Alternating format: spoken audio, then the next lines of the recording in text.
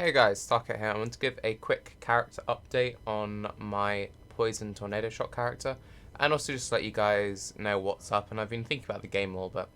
So quickly, yeah, I'm mini 82, I've been going really casual the last few days. I've been handling some stuff on the side, and also some health stuff, so on and so forth. Nothing too major, but I'll do all that sort of updates at the end of the video, so if you are any interest in the character, we can cover that first. So where is the character at thus far? Without any buffs or anything, we've got a decent-ish tooltip. Lots of nice juicy chaos damage, and the way we're getting all this juicy chaos damage is through the added chaos support gem, still only level 18. Again, not using a quality tornado shot. If I had a quality tornado shot, that'd be 20% projectile damage, that's the reason why I did pick tornado shot. But really just Essence of Envy plus Elarion equals overpowered jewelry. So if you look, we go without GMP 2.4k, take that off, and that makes up for 300 flat chaos damage. That is ridiculous. Similar case with the other ring, 2.4, take it off, boom, deletes a lot. Haven't got a GG neck, although I am going to use this neck piece for Voltaxic LA, and it's going to be juicy as all hell. But yeah. Basically, characters on a little break for a few days, then I'll come back at it, grind it through some maps, give you some more updates. But so far, I've really loved this character. 5.8k HP, level 82. Using okay-ish. You know, we've got low roll on neck, low roll on belt, because I'm just fixing up resists. Again, we're still using the Azimuths. I'm looking to upgrade these with just any good rare with a temp chains corruption on them. You can actually get quite a few of them, surprisingly, on PoE Trade for like 20-30 chaos, but I just haven't seen any just yet, which have made me want to justify the expense, because I've mostly been investing into getting good Envy jewelry. But one thing I did want to quickly talk about in this video, and kind of why I've been focusing so much on this one sort of archetype, this like Poison Bow archetype, is one thing that we all need to take into account, is that Poison needs to be nerfed, and the fact that it hasn't been nerfed for so long is amazing. Like, so surprising. Now, you're probably noticing massive FPS, because, you know, 2 FPS game, best game. So I've got my new graphics card, so I'm just going to quickly jump out of PoE so we get a little bit more FPS, and there we go. Beautiful. Oh, one other thing. People who want to know, for some reason, the Rigwald's Curse Talisman is cheap. So people who wanted or remember my old Rigwald's Curse build, do that build now. It's cheap. But one thing which I particularly like about the current state of the game, even though it's very imbalanced, is we all know they're going to nerf Poison soon, right? We know it's going to happen. We know that it has to happen this next big patch. The next big patch comes out Act 5, all this good stuff. So they're going to just like destroy double dipping. Most likely what people are assuming is in this next patch, they're just going to gut double dipping like they did with traps and mines. They're just going to do that across the board. So for anyone who wants to play a Poison build who hasn't yet, now is the time to mess around with the mechanic. And that's why I'm pushing so hard on taking just one archetype and spreading it across so many different ascendancies. For anyone interested, the next like bow poison archetype I'm going to do is I'm actually going to revisit Chain. I've never really made a Deadeye. I think in the entire time Ascendancy's been out, I made one Deadeye, and I'm pretty sure it died in leveling, and that was when I wanted to mess around with some Super Chain Arc Mjolnir build, but I never tested out because I was leveling. In the end, I just did it as an Elementalist because that's what makes sense. So when I'm done with this Marauder, I'm going to be doing Voltaxic LA as a Deadeye. I'm going to see if the just +1 chain is enough. I might use the chain gem anyway for +3 because who cares. And I'm also going to use Blast Rain for single target. Makes good use of the increased radius. Increased radius is nice on LA. Extra proj nice on LA. Extra radius is good on Blast Rain. Gives me a good single target. Because I'm trying out all the different setups. So first I did the whole Barrage LA setup. Then I'm currently doing Tornado Shot. So next I want to try out Blast Rain. And I'm just going to keep like rotating through all the bow skills. Now, one thing that I do want to say just on the topic of Poison and it getting nerfed is while I do want poison to be readjusted, and while I do want double dipping to be readjusted, I don't want poison to be killed. Now, when they first started nerfing all of the chaos conversion items, so for example, Voltaxic, they nerfed the conversion down. Consuming Darks, they used to give 50% conversion, so if you had 2 of them, you had 100% chaos conversion. When they did that nerf, I was very loudly shouting on my stream, saying, this is terrible, because if you nerf these items, you're still going to have to nerf poison and chaos in a few leagues' time, and then these items are going to be gutted. Some people agreed with me, a lot of people saying, oh, Tarke, you're just being silly, whatever, blah, blah, blah, blah, blah. You know, those items are still good. Consuming Dark is still usable. Voltaxic is still usable. I'm planning on using it. People who think Voltaxic is dead, Voltaxic's still, like, really good. But I don't want these next set of poison changes to just like completely gut them. I don't want it to gut the core poison mechanic, and I really don't want it to gut these old items, because they are interesting to build around. They are fun items.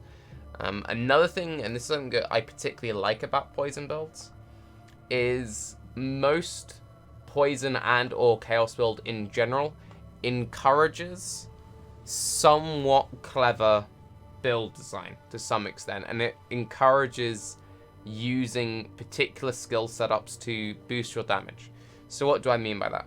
So for example, if you're playing an Earthquake character, just a base Earthquake character, then you go, okay, am I doing Elemental or am I doing Fizz? You pick one of those two. Let's say we're doing just a standard Fizz Earthquake character. So I go, okay, I'm a Fizz Earthquake character. Sorry for the burps, I'm tracking items at the moment. What weapon do I want to use? And you think, and you go, I want to use maces, or I want to use axes. You go, okay, cool. And then you just pick up all the efficient nodes with either axe or, you know, Fizz. And then if you want to do AoE scaling, you might go to Templar area to get some AoE. If you want to get some aura reservation, you might go one way. If you want to do crit, then you might play around with different ascendancies. If you want to do one art, first two-hand, Varanastra. Like, there are some things you can do to make it interesting, but generally speaking, it's kind of just a case of like, okay, I just pick that. Similarly, if you're doing a Fireball build, and you're doing just bog standard Fireball, no messing around with conversion, you go, okay, I'm a Fireball build, so I want to pick up the good fire damage nodes, maybe get some proj nodes, maybe get some AoE nodes. Cool. Done. The thing which I kind of like about Chaos is that because you have intrinsic conversion, and this goes for all kinds of conversion, like I'm a big fan of cold builds. I love cold builds more than most people. The only issue I have with cold builds is it's impossible or near impossible to make a good cold caster which isn't converting to fire. In which case that is the only option you have. And that feels bad. I want freeze to kind of come back as a good defensive mechanic. That's talking about meta clearly, that's something completely different. So with the Chaos build, you're kind of going, okay, so let's take my bow builds, for example. You can go, okay, so I want to do some sort of Chaos or poison-based archer. Right, okay. So, how am I going to get poison? Am I going to use the gem? No, I'm not going to use the gem. Okay, so am I going to use Cosprey's Will? Am I going to use Snake Bites? Am I going to do Assassin? Am I going to do Pathfinder? Am I going to get nodes on the tree, which give me chance to poise with bleed? How am I then going to get bleed into my build? And you need to start weighing options up. So you have the case with me where I've been planning out my bow builds, where I have the option of Marauder, but it doesn't give me poison, so I need to plan around the poison. I have the options of Boom. I could do champion stuff, I can do Slayer stuff, I can do ranger options, all 3 of the ranger options, I can do assassin. And you have to weigh up the pros and cons. How valuable is getting the free poison per se? How am I going to build around the limitations of not being able to use a chest piece with defensive stats because I'm using Cospreys? If I'm using the gloves, how am I going to work in the frenzy charges? That's kind of interesting. You then have this hierarchy of damage nodes. So because projectile is so powerful, you then have a case of, well, I'd much rather pick up a projectile node than a straight physical node. But then you think, okay, but how am I applying my poison? Because you can be like, oh, well, I'm just poisoning straight from my fizz damage, in which case I'm just getting like the best flat fizz crit harboring a bow I can get and just slapping poison into the build. Or am I going out of my way to just scale the pure flat chaos and attacking very quickly? There are some options in there. It's not incredibly deep gameplay, but there's some thought process in there which makes the different gem setups. There are quite a few different ways of building. For example, you know, poison tornado shot. You can do the whole increased physical damage. Let's get flat fizz on all my jewelry. You can do the whole chaos thing. You can do the essences. There's loads of different ways of playing around with it. And that's just from a core level. And then you go into the utility gem selection. So you go, okay, well, now what do I want to do? Well, I want to incorporate a totem because totems are very good defensive and offense. So you go, okay, cool. So let's try and put a wither totem in. If I'm using wither totem, then I need to worry about int requirements. How am I going to get around my int requirements? And then, well, at what point does wither become necessary? Well, you know, I only really need wither for, you know, the super hard content where I'm kind of lacking on damage. So either where my gear levels are low or I'm pushing like Uber at Zeri or Guardians, then okay, I'm going to go with the wither totem setup. Everything else, I can probably get away not using wither totem. I'll just use decoy totem because it's nice defensively and it lets me set up my, you know, positioning better so that I can just AFK shoot the boss, thus doing more damage. Alright, cool. And then you start having different gearing options because you're not gonna, when you then go to do it Zero, you're not gonna keep both decoy and wither. So then, oh, well, maybe I'll have one set of gloves, for example, with one totem setup and another, and I swap them around for certain encounters. I like that kind of option. You then have a case of, ooh, well, shall I try and fit Rallying Cry into my build? Because if I can fit Rallying Cry into my build, that just gives me generic increased damage, which will scale my initial and my back end. Same with stuff like Flame Golem. You suddenly have this situation where you're kind of trying to fit in as much little things here and there.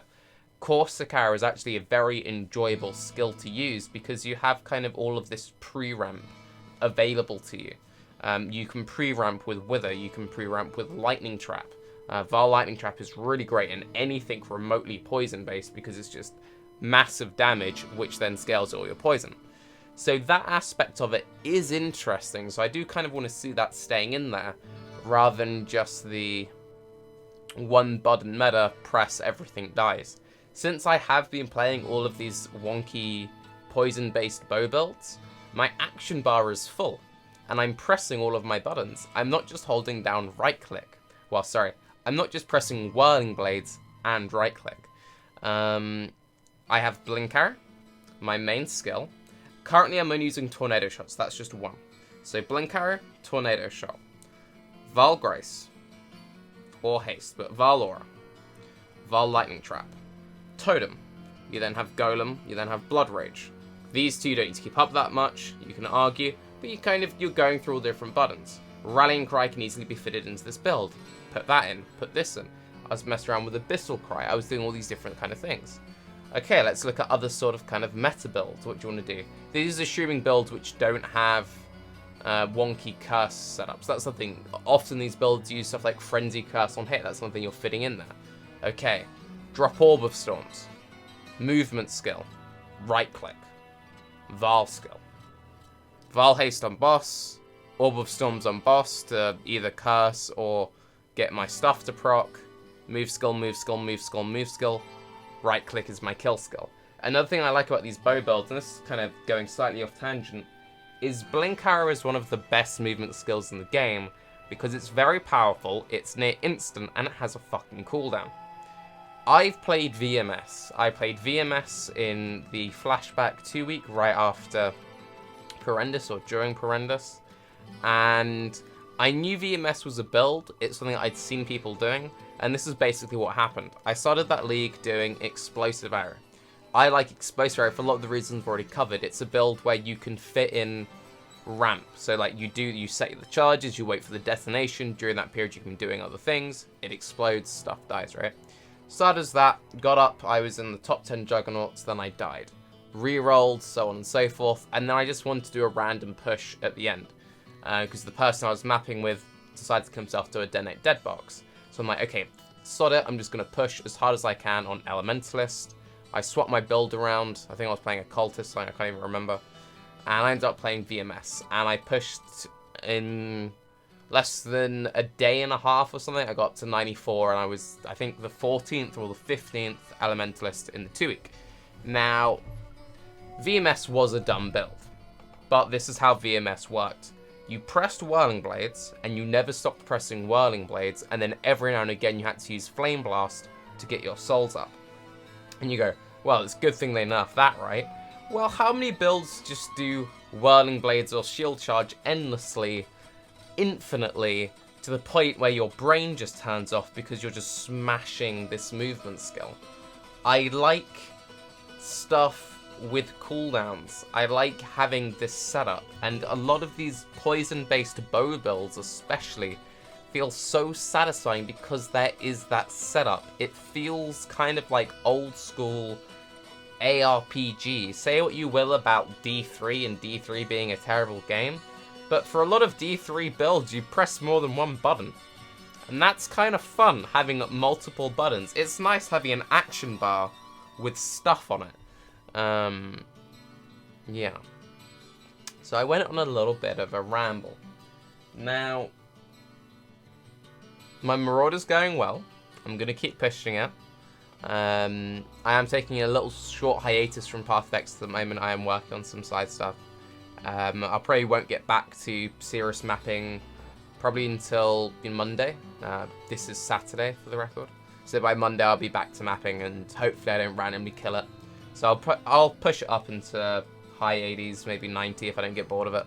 And then I'll move on to Chain and see how Chain is in today's world. Because ever since the whole Pierce meta thing came on, I just haven't touched Chain. I think the last Chain-based bow build I did was, I think, the beta for Act 4. Yeah, the Act 4 beta, the Awakening, or whatever it was called. That was the last time I played a Chain build. And I'd come back from a long break from PoE. I hadn't played PoE for a while, and I had beta access because I'd been playing the game for a long time, streamer back in the day. I've bought loads of Sword Up packs. They just like, yeah, take it. You've given us all your money. Just have a key. And I picked up a Lionized Glare at like level 50 or something and was like, whoa. Well, early Dried Lake, I picked up a Lionized Glare. I was like, whoa. And I was playing non-crit Chain Split Arrow or something terrible like that. And it felt really good. I was like, wow, this is cool. So, yeah, basically it's been a while since I last played Chain, that's what I'm saying. Yeah. To go into channel update and health update stuff for people who are interested in that. Otherwise, for everyone else, thank you. I'll keep you updated with the Berserker as it goes on. Health. For people who knew, I had a test. I had an ultrasound a few weeks ago. There was a brief cancer scare. I've got the all clear. I don't have cancer. Feels good, man. So that's cool. We just need to worry about Crohn's stuff. So that is actually a pretty big relief because that was a worry for a while. I actually found out that it wasn't anything major about half a week ago, but I didn't really know how to say it because I'd mentioned that I had to have an examination, so you guys were aware of it, but I didn't want to just like upload it saying doesn't have cancer, because that's just a weird thing to say. So I was like, oh, I'll just fit it into a video at some point, and just never did. So mentioning now for anyone who was concerned or worrying, we got the all clear on that. We don't need to worry. As for Crohn's and general health, so as you all know, or some of you know, I've been on food replacement shakes. Here's one of them, Fruits of the Forest, for anyone wondering. And I've been on those for 3 or 4 weeks now. About a week and a half ago, I was on them, maybe we've been on them for longer, I can't remember. But after about 2.5 weeks of them, it was starting to make me feel really sick, so I spoke to my doctor and like, okay, you can cheat a little bit, you can have some food, because before I was just only on these, so no food, just some of these a day. They said you can have like clear chicken stock and very basic, but like don't eat really.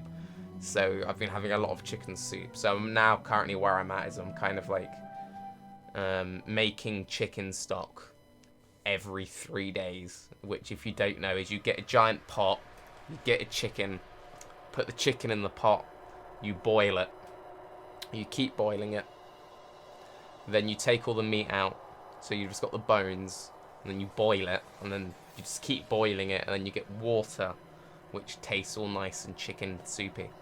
And then every now and again you put a little bit of chicken in there on the sly, and you're chilling. So I've been doing that. I have noticed improvements. My general stomach well-being has improved. Being on the just shakes and chicken soup stuff since that rather than pre-diet, so that is good and that is very promising. Still not great, however. I'm going back on my old treatment, which I was on for a few years, which were the infusions which used to knock out my immune system, because a lot of Crohn's is based on immune systems, autoimmune, blah blah blah. So they're putting me back on that, and they're putting me back on that on the 11th of January. So today's the 31st of December. So on the 11th, they're putting me back on the infusions. I have a colonoscopy, which is the camera up the, on the 6th. They're not that bad. I've had to have quite a few of them because I've had Crohn's for years now. They're really not that big of a deal. They're better than the one down the throat. The one down the throat is the bad one. But yeah, I've got a lot of like hospital-y things going on. I'm also having physiotherapy at the moment, because with all the health stuff going on, as you can imagine, and being someone who enjoys playing video games, I don't get out much. So my legs, my poor legs, they're a bit deteriorated. So I've got physio and stuff at the hostel. So the next like 2 weeks is quite busy for me in terms of just, I've got lots of hospital-based stuff. With the colonoscopy, they make you drink like this basically laxative for a few days before, and you can't eat. Well, I'm used to that bit. But that will kind of knock me out. I'm not really going to be wanting to be making videos for those few days. And similarly with the infusions, because I haven't been on the infusions for over a year now, when they put me first back on them, that will probably knock me out a bit. So over the next 2 to 3 weeks, if there are random like gaps of content, then that's probably just lining up with hospital stuff. That being said, I am gonna make sure that hopefully you always have at least one video every 4 days. Every 4 days is what I want to commit to. I've been uploading like every 2 days, every other day recently, but that's just for the next boom. With the graphics card stuff is being sorted, but for people wondering why it's taking so long, so basically this was the issue. I'm useless with computers. I am absolutely terrible with computers. One of my best friends as a kid, his brother works in IT, and he used to work in a computer repair shop. He now works for this big company, but he's like a computer dude. So whenever anyone has any issues or needs something built, they go, "Oliver," and they're like, "Yes, do you mind helping me out, mate?" And he's like, and it's one of those things of, I'm his brother's mate, right? It's not like he's my mate. It's not like he's one of my best friends from growing up. No, I'm best friends with his brother, yeah? So he's a really nice guy. He's sorted me out, and he actually built this computer. It's all been fine, blah, blah, blah, blah, blah. My graphics card fried itself. And because he's worked in computer retail before, and he knows a lot of the suppliers, he gets pretty good deals. So he orders the stuff in, meaning all the info is all in his name. So when the graphics card fried, and it had to be dealt with, and we had to talk to warranty people, it wasn't a case of, oh, I just deal with warranty people. It was a case of, I had to chase up Oliver, then Oliver has to chase up the warranty people. Now, he has a kid, and his kid's, I think, turning 1 this year, has just turned 1. And it's like Christmas time. So you can imagine the last thing you want to be doing around Christmas is dealing with your brother's mate's graphics card and warranty people who are being iffy about paying stuff out. So there was this whole drama about the warranty guys not wanting to cover the graphics card. Eventually said that, okay, it was kind of our fault because our equipment broke. We'll cover half of the cost, and then you can get a new one and you pay the difference. Brilliant. Now you need to talk to finance. So then it was a case of I was having to chase up Oliver to chase up finance over Christmas. Now that's all been said and done, Oliver's done me a solid. He is handling it all. Stuff's been credited into the account. We've got half the money back. We have the money to buy the new graphics card. It's being dealt with, but at the same time, it's all kind of third-party source. It's the holidays. He's doing me solid. Whenever I have my computer, he does it all for free. So, you know, it's just sort of happening. Also, with the health stuff going on at the moment, I'm not, like, super pushing it because while I would be streaming at the moment, it wouldn't be daily streams because my health is bad and I'm in hospital, like, every 3 days. So I can't do full-time. What will most likely happen is sort of by the end of January, February is when I would expect sort of consistent streaming tapping, assuming that all my computer woes are fixed. By that point, I should hopefully be settled into the new Crohn's treatment. It'll probably take me a little while to get used to it, but hopefully by February I'll be well settled into it. Once I do get my new graphics card, I will be doing streams when I can, but they'll be fairly sporadic. YouTube content, want to keep it regular. Every 4 days is the plan. At least every 4 days, that is. So, yeah, that's sort of where all of that is at. As for PoE so far, since I've been away from it quite a while, I've been really enjoying this league. Really enjoying this league, actually. Atlas seems cool. I like it. Very terribly explained. I have no idea what a sextant is. From watching podcasts and going out of my way to look stuff up, I kind of know what a sextant is. I don't really know how to use it. It like messes with your map. You get red lines and then you get good returns if you've done it correctly.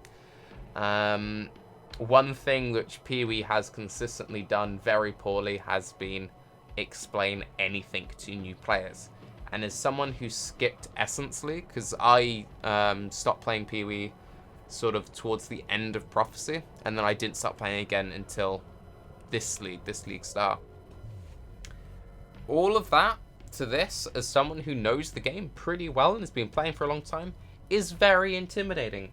GGG, please, can you put in like just basic tooltip tutorials even for your new content so that people know what the fuck anything does? Also, big gripe, the Essence stash tab. I should have stayed logged in the game, but I can't be bothered to load it up now. The Essence stash tab, for anyone who has it or knows what it is, basically it's a stash tab like the currency tab. You put all of your essences in, right? If you have an essence, it's filled in, and then there are the tiers. The tiers you don't have or that are empty are greyed out, and you can't hover over them to see what it would be, which is dumb, because you literally have the icon right there. So if I'm in a scenario, I'm like, oh, I've got a bunch of Essence of Envies because I'm crafting Chaos Story. I wonder if it's worth me upgrading. Well, I've got the icon on my stash. Oh, I can just quickly hover over to see how much the Chaos percent goes up. Nope, doesn't do it. So instead what I have to do is go to my second monitor, look it up on the wiki. Now let's imagine I'm someone with just one screen. I've got the literal icon of what I want to look at in front of me from a service that I paid real money for. I have to look at it, tab out, go into my favourite browser, type in PoE Wiki, then I need to type in Essence of Envy, and because the whole Essence thing is so fucking awkward, I've then got to search through all of PoE Wiki to find the correct one. I need to know if it's a shrieking, a wailing, a screaming, or whatever the... Like, I don't know the names of the different essences, because again, even though I have the icon, it doesn't tell you what the name of the thing is, so I'm not even exactly sure which one I'm trying to work out what it is. I just want to know how much the next one gives. And yeah, it's just like, you are doing amazing things with this game, and it is like really improving. Yeah, there are issues with DX11 and stutters and servers and whatever, but can someone at GGG just please sit down and go, okay, can we just put some quality of life into a fucking game? Because it's not that difficult to just have a tooltip show up on the paid stash system that you pay for with money. I'm Tarke. Have a good day. Bye-bye.